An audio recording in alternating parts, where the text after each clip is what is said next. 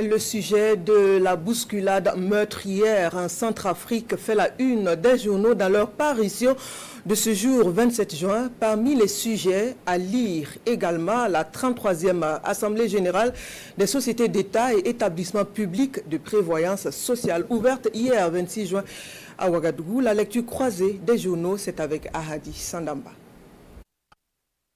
L'Assemblée générale de sociétés d'État et des établissements publics de prévoyance sociale, une actualité relayée par l'ensemble des quotidiens dans leur dernière parution de la semaine. À propos, Sroya annonce à sa manchette une hausse du chiffre d'affaires de 61,72%. La 33e session de l'AG des sociétés d'État et des établissements publics de prévoyance sociale se tient les 26 et 27 juin 2025 à Ouagadougou. Il ressort des résultats de performance une hausse des chiffres d'affaires de 61,72%, rapporte le journal de tous les Burkinabés. Bousculade meurtrière en Centrafrique suite à une explosion d'un transformateur électrique, une actualité internationale relayée et commentée par les parutions burkinabés. Ils étaient allés chercher le bac, ils ont trouvé la mort, s'exclame l'observateur Palga dans sa rubrique Regard sur l'actualité. C'est véritablement un traumatisme national que vit la Centrafrique depuis mercredi dernier.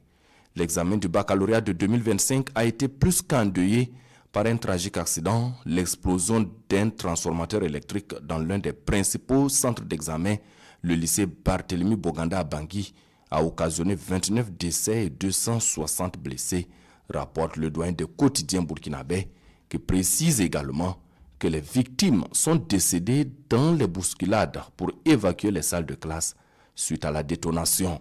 La mort en lieu et place du diplôme, écrit le journal Le Pays pour sa part. Après avoir passé toute l'année scolaire à bosser et parfois à veiller dans l'espoir de décrocher leur parchemin, ces pauvres élèves ont finalement perdu la vie. On peut alors imaginer la douleur légitime qui habite actuellement les parents dont ils faisaient la fierté, commente le quotidien des 1200 logements. Pourquoi avoir choisi de réparer le transformateur en plein examen? Interrogation de ce canard pour qui la RCA aurait pu faire l'économie de tous ces morts si les techniciens avaient différé leurs travaux, ne serait-ce qu'à attendre après la composition.